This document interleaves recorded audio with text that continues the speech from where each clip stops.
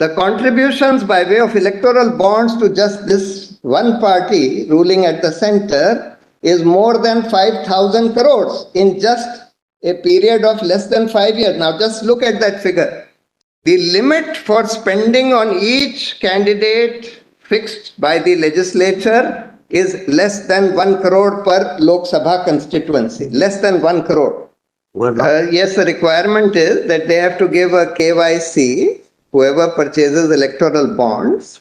So the identity of the person who purchases the electoral bonds will be known to the State Bank of India. But because they have now opened the route by making this amendment that the limit of 7.5% of the annual profits has been totally removed. So even if you are a loss-making company, or even if you are a company which does no business, just a pure shell company, let's say, my lord, your lordship is aware that in that Adani SEBI matter, they are saying, SEBI is saying, we don't know whether these companies who have invested in the Adani companies from Mauritius and from these tax havens, whether they are in fact owned by Adani or not, or whether they are related to Adani or not. Now it is open to any of these companies to set up a subsidiary in India and donate to any political party of their choice any amount,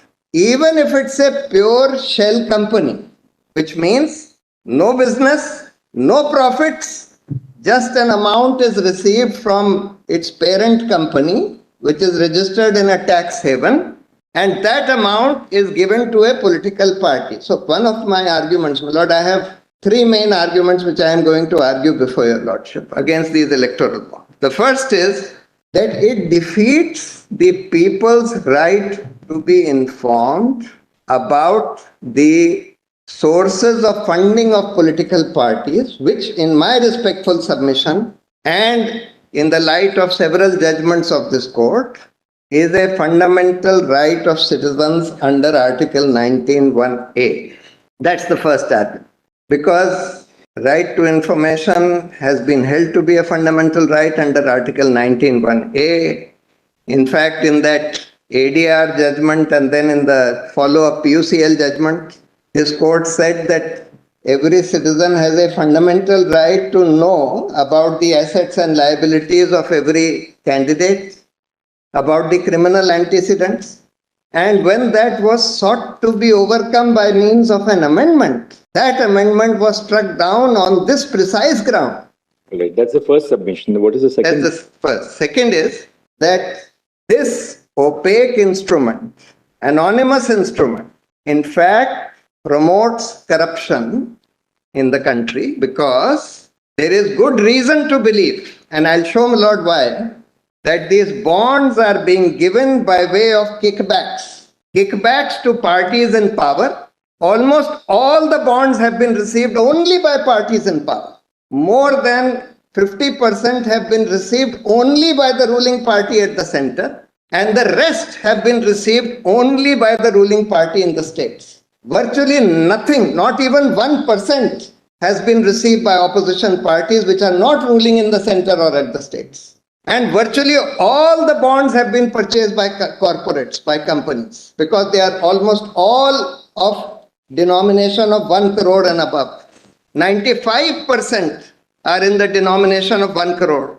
1 crore. Therefore, my lord, and you have simultaneously amended you have removed the cap on corporate donations and amended FCRA. All right, there's a second submission. That's the second submission. The third submission is, my lord, it disturbs and indeed destroys democracy in this country because it does not allow a level playing field between political parties which are ruling versus political parties which are in opposition, or between political parties and independent candidates. It will have, in fact, my lord, just to give your lordship a small figure, in the last 5 years, of which since the electoral bonds were introduced, 2017 they were introduced, 17, 18 to 21, 22, 5 years?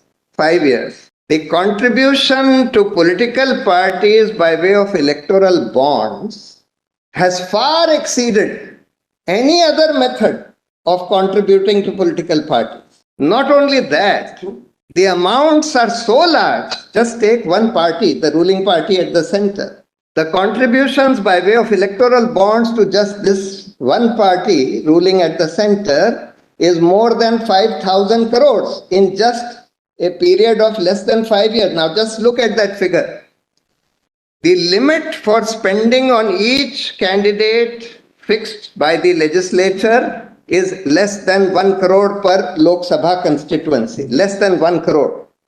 If you set up candidates in all the constituencies in the country, the total amount that can be spent by the candidates of any political party is less than 500 crores in a Lok Sabha election. In just these 5 years, one party which has received the bulk of the political funding by way of electoral bonds is getting more than 10 times the maximum permissible expenditure on elections by its candidates. More than 10 times. So just see, my lord, what this is doing to our democracy.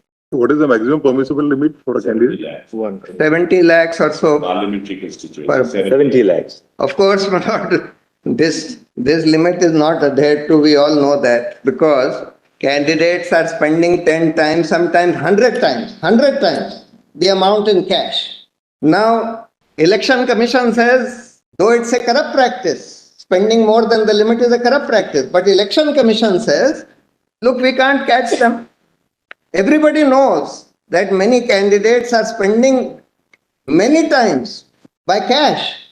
One of the arguments in this for introducing electoral bonds was, the stated argument of the government was that, well, this goes through the bank. These electoral bonds can only be purchased through bank transactions by check draft or direct transfer. Therefore, it will reduce cash.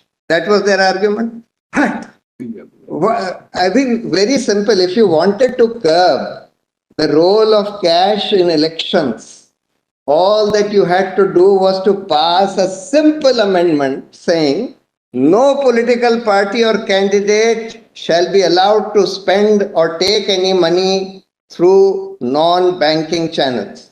Everything will have to go through banking channels. And if you do that, it will be a corrupt practice.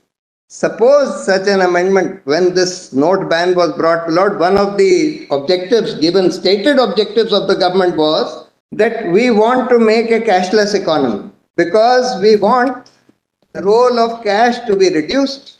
Now, I can understand that ordinary person on the street can't be made cashless. He can't be expected to do all his transactions through check and banking channels. But political parties and candidates contesting elections, they could have been made cashless by this simple law saying that you have to, or if you are a candidate or if you are a political party, all your transactions have to be through banking channels. But that was not done.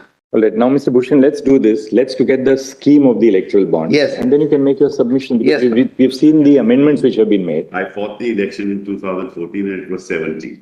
Today, whether it's 95 or 75 for a parliamentary constituency. How much? 95? 95 or 75, depending on the state. For example, Andhra Pradesh is 95, Arunachal is 75.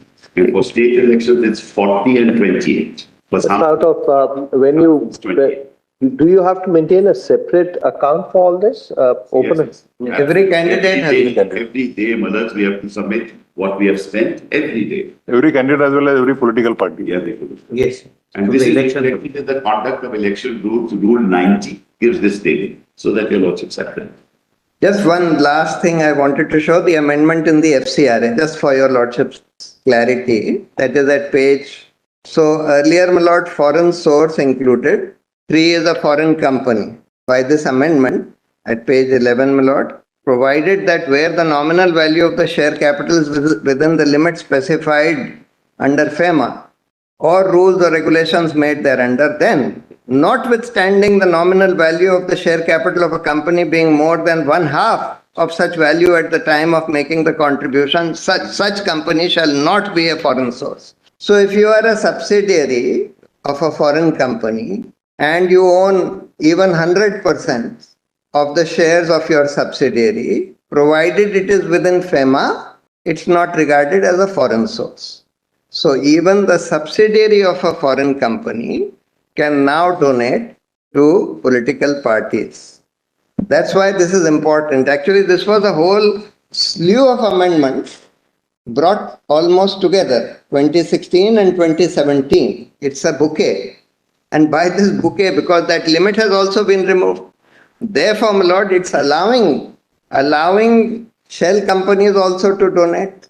Earlier, shell companies could not have because there was a limit, 7.5%. Now, shell companies can also donate. You can set up, you have a foreign company which is in a tax haven. You set up a subsidiary here as a shell company, and through that you buy electoral bonds and donate to a political party, and nobody comes to know that a foreign company is now financing this political party, or these companies are financing this particular political party, etc. Electoral bond means a bond issued in the nature of a promissory note, which shall be a bearer banking instrument and shall not carry the name of the buyer or the payee. It's like cash. Only difference is that it's a cash which can go up to 1 crore. It's a note which can go up to 1 crore, from 10,000 to 1 crore. Today, my lord, we have only notes of 500 rupees or less. Even 2,000 rupees has now been demonetized. But here, it's 10,000 to 1 crore. That's 1,000 to 1 crore. 1,000 to 1 crore. Only political parties registered under 29A of the RP Act and have secured not less than 1% of the votes polled in the last general election to the House of People or the Legislative Assembly, as the case may be, shall be eligible to receive the bond. So this itself restricts it to only those parties. Not all parties are eligible. Those who have received at least 1% vote, either in the Lok Sabha or in the State Assembly. The bond shall be encashed by an eligible political party only through a bank account with an authorized bank.